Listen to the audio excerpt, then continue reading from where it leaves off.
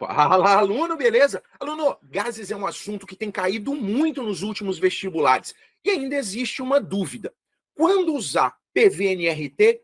Quando usar PVT-Povotó? PVT, PVT. E nesse vídeo eu vou te explicar direitinho e no final vou te mostrar duas questões, uma da Unesp e uma da FUVEST, cobrando esse tema.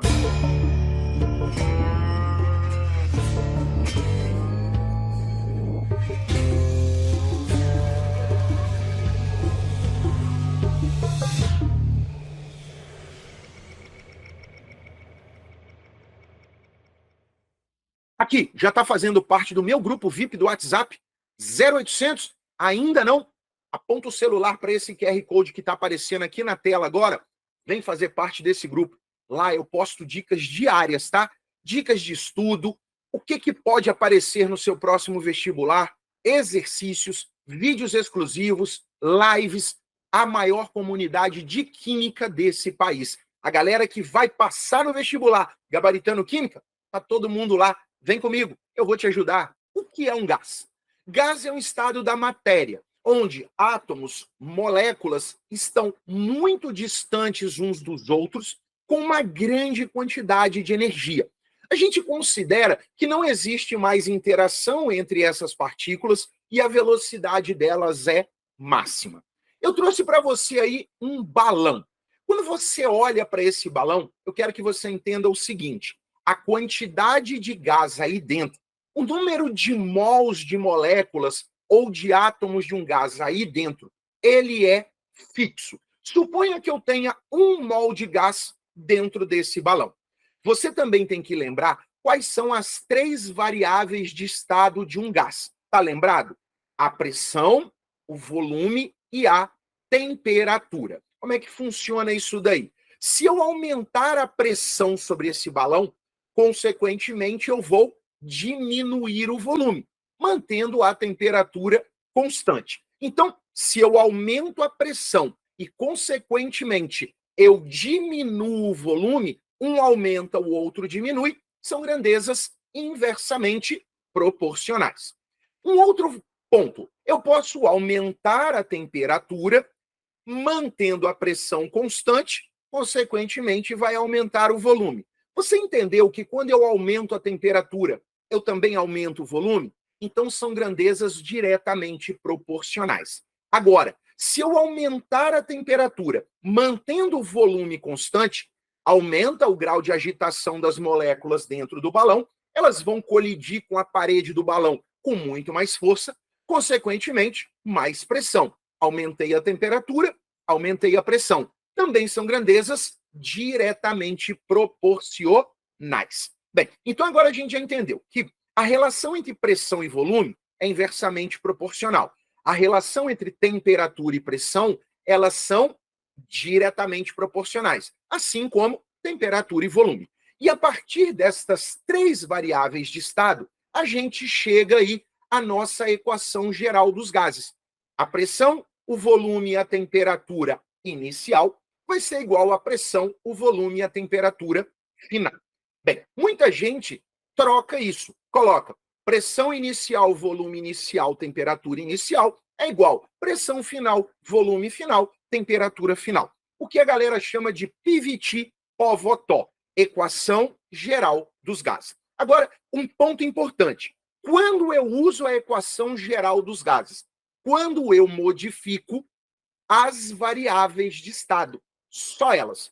Ou eu vou variar uma, mantendo uma constante, ou eu vou variar 2, ou eu posso variar até as 3. O que eu quero que você entenda é que o número de mols dentro do balão continua o mesmo. Não houve escape de gás, eu não inseri mais gás ali dentro não está acontecendo uma reação química em que um gás está virando o outro em proporções estequiométricas diferentes, nada disso. Eu peguei um recipiente, modifiquei as variáveis, mantendo a quantidade de gás lá dentro a mesma. Quando isso acontece, independente do exercício, eu vou usar PVT-Povotó. Então é isso. Professor, se eu quiser comparar um cilindro antes e depois, sem modificar o número de mols de gás, sem tirar, sem colocar, sem reagir, é só eu usar PVT, Povotó? Exatamente isso. Agora eu vou te mostrar um negócio extremamente interessante que você talvez nunca tenha feito esta relação. Você já sabe que se P1V1T1 é igual a P0V0T0, quer dizer que PVT é uma constante. Quando eu mudo um, eu vou mudar o outro, de forma que permaneça sempre uma constante. Então, eu posso concluir que PVT é uma constante. E só para efeito didático, eu vou chamar essa constante de R. Então, PVT vai ser igual a R. Lembra que eu falei para você, para pensar que dentro desse balão tem 1 mol de gás? Então, PVT é igual a uma constante R. Mas vem cá, se eu tivesse 2 mols de gás dentro desse balão, então PVT é 2 vezes a constante, é 2R. Ô professor, então se eu tiver 3 mols de gás dentro do balão, PVT é 3 vezes a constante. Exatamente isso, é igual a 3R. Tá, então se eu tiver N número de mols dentro do balão, PVT vai ser igual a N vezes o R. E é aí que você acabou de entender de onde vem a equação de Clapeyron. PV é igual a nRT. Na verdade, elas estão diretamente relacionadas. P1V1T1, P0V0T0, você aplica para quando o número de mols do gás dentro do balão permanece constante. Agora, se houver uma modificação do número de mols dentro do balão, se houver um aumento, se houver uma redução do número de mols, PV é igual a nRT. Vamos dar uma olhada nisso na prática com 2 questões, uma da Unesp e outra da FUVEST. A primeira questão que eu trouxe para vocês é da Unesp 2023. Ela diz o seguinte: para se calibrar o pneu de um carro no posto de serviços, a recomendação é colocar cerca de 30 PSI. PSI, unidade de pressão aí, que significa libra, força, por polegada quadrada. Para o pneu do avião, que é preenchido com nitrogênio puro em vez de ar, a regulagem recomenda cerca de 200 PSI, a temperatura ambiente de 300 Kelvin. No entanto, no momento do pouso, essa pressão interna pode aumentar significativamente, como consequência do calor gerado pelo impacto e atrito com o solo e pela ação dos freios, com a temperatura podendo atingir a 1.200 Kelvin. Então vamos lá. Ele deixa claro, a pressão inicial é 200 PSI e você vai ter a temperatura ambiente de 300 Kelvin. Não esquece, hein? Se eu estou falando de gás, a temperatura tem que ser dada em Kelvin. Professor, se por acaso ele me dá em grau Celsius e pedir em grau Celsius, eu posso usar grau Celsius? Não. Se ele te der em grau Celsius e pedir em grau Celsius, você vai converter para Kelvin, você vai encontrar o valor, depois você vai subtrair para grau Celsius. Ficou claro isso? De boa? Então, o que acontece? 200 PSI, 300 Kelvin. Tá tudo bem. Só que quando o avião pousa, a temperatura chega a 1.200 Kelvin. E aí ele está perguntando, supondo que o volume do pneu não se altere, então o volume antes e depois vai ser o mesmo, a pressão interna de nitrogênio no pneu durante o pouso pode atingir o valor de... Aluno, você conseguiu perceber que a quantidade de gás dentro do pneu não mudou? Ele não colocou mais gás, não perdeu gás, o número de mols de gás é o mesmo? E quando isso acontece, o que você vai fazer? Bem, quando isso acontece, PVT, PVT. Então, vem comigo. PVT é igual a PVT. Pressão inicial, volume inicial, temperatura inicial. Pressão final, volume final, temperatura final. Ele me disse que o volume do pneu não altera. Então, isso aqui eu posso eliminar. Vai ficar o que para mim, então? Vai ficar que a pressão e a temperatura inicial vai ser igual à pressão e à temperatura final. Quando a gente fala de pressão inicial, 200 PSI, temperatura 300 Kelvin. Isso é igual. Qual vai ser a pressão interna do nitrogênio quando o pneu toca o solo e chega a uma temperatura de 1200 Kelvin? Bem, vou cortar aqui e aí multiplica cruzado. Isso aqui vai dar para mim 2.400 dividido por 3. A resposta correta vai ser 800 PSI. Resposta correta, letra E. Aluno, ficou de boa para você? Entendeu? Eu não mudei o número de mols. Consequentemente, PVT, PVT. Vamos comigo agora nesta próxima questão. Questão da FUVEST 2023 fala o seguinte: o diamante é uma estrutura cristalina de carbono, é o material mais duro encontrado na natureza. Mastigar diamantes provavelmente quebraria os dentes e a sua ingestão causaria desconforto. Entretanto, há uma forma extravagante de ingerir um diamante, que é utilizá-lo para produzir água com gás, como no seguinte procedimento. Vamos lá. Eu tenho aqui dentro diamante triturado e eu vou injetar gás oxigênio. Isso vai formar para mim gás carbônico. Então, o diamante triturado foi inserido dentro de um tubo de vidro. Foi injetado o oxigênio gasoso no tubo de vidro, que foi aquecido com um maçarico. O gás produzido foi recolhido dentro de um tubo de ensaio imerso em nitrogênio. Então, 3, o gás produzido, o CO2, entrou dentro desse tubo de ensaio que estava mergulhado em nitrogênio líquido. Todo o sólido formado dentro do tubo de ensaio foi transferido para um cilindro de gás de volume interno de 1 litro com uma válvula fechada. Então, o CO2 que estava gasoso, ele vai solidificar quando entra em contato com o nitrogênio líquido. Este sólido aqui, ele foi inserido dentro deste cilindro de volume interno 1 litro, válvula fechada. Lá dentro, todo o CO2 sublimou. Então, o CO2 que estava sólido passou para o estado gasoso.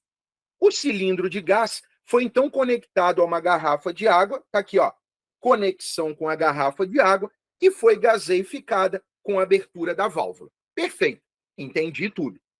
Com base no esquema, a temperatura de fusão do N2 é maior, menor ou igual à temperatura de fusão do CO2? Bem, por se tratar de uma questão discursiva, a pergunta é: a temperatura é maior, menor ou igual? Você vai responder: a temperatura de fusão do N2 é menor que a temperatura de fusão do CO2. Só isso.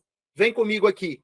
Eu preciso justificar? Não, ele não pediu, tá? Eu preciso explicar? Não, ele não pediu. Ele só perguntou se a temperatura do N2 é maior, menor ou igual à temperatura de fusão do CO2. Como é que eu sei que ela é menor? Porque o nitrogênio estava líquido, eu coloquei o tubo, quando o CO2 caiu dentro daquele nitrogênio líquido, ele se solidificou. Então, o nitrogênio ainda está líquido e o CO2 já virou sólido. Letra A, então, resolvida. Vamos para a letra B. Letra B. Se um experimento exatamente igual for realizado trocando o volume de diamante utilizado pelo mesmo volume de grafite, a quantidade de CO2 formado ao fim do processo será menor, igual ou maior? Explique. Agora sim. Agora ele pediu para você explicar.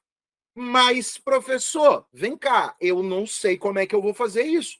Como é que eu vou saber se o volume de diamante de grafite vai influenciar, aí, usando o mesmo volume, na produção de CO2? Dá uma olhada no que a FUVEST deu. Bem, ela botou aqui, note I a DOT. A densidade da grafite foi de 2 gramas por centímetro cúbico, por ml. E o diamante, 3,5. Nesse ponto, se o diamante ele é mais denso, significa que em um mesmo volume ele terá uma maior quantidade em mols. Se o diamante tem uma maior quantidade em mols, consequentemente, eu vou produzir mais CO2 com o diamante do que com a grafite. Entendeu a brincadeira da densidade? Essa é a ideia. Se ele é mais denso, ele tem uma massa mais compactada, então em volumes iguais, eu tenho muito mais matéria diamante do que matéria grafite, considerando que os dois são formados por carbono, são alótropos do carbono. Agora, na letra C. Na letra C, ele fala o seguinte: partindo-se de 3 gramas de diamante, qual a massa de gelo seco obtida? Bem, conforme a equação, você sabe que o carbono diamante mais o oxigênio forma o CO2. Então, dentro dessa linha, a equação balanceada, você sabe que 1 mol reage com 1 mol, formando 1 mol. Então, 12 gramas vai reagir aqui, produzindo 44 gramas. Neste caso, se eu usar 3 gramas de diamante, quantos gramas de CO2 serão produzidos? Bem, você já sabe que matematicamente aqui, ó, dividir por 4. Então, aqui eu também vou dividir por 4. Meu X corresponde a 11 gramas de CO2 produzido. Perfeito. Já respondi. Qual será a pressão gerada pelo CO2 dentro do cilindro de gás a 27 graus Celsius? Considere que o rendimento é de 100%. Se o rendimento é de 100%, quer dizer que os 11 gramas de CO2 vão todos virar gás. Se ele falasse que fosse 70%, eu ia considerar 70% de 11. Beleza. Bem, nós sabemos que aqui, então, eu vou usar PV é igual a nRT. Eu já sei para mim que a pressão é o que ele quer encontrar. O volume é 1 litro. Ele falou para mim lá no início, né? Ó, vou voltar aqui, ó. Ele falou que colocou dentro de um cilindro de 1 litro. Então, ótimo, 1 litro. Número de mols. Bem, número de mols, a gente sabe que é massa dada sobre massa molar. Massa dada foi 11, massa molar 44. Isso vale 0,25. Então, o N vale 0,25. O R também ele deu 0,082 para a pressão em atm, e a temperatura, ele me disse aqui 27 graus Celsius.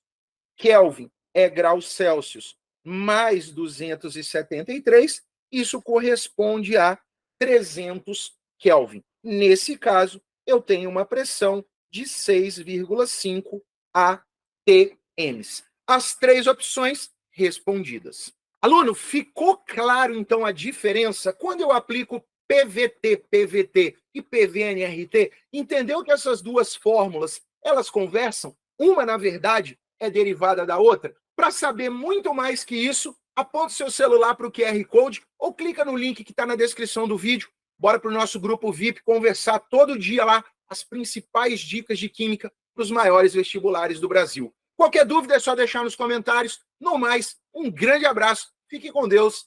Fui!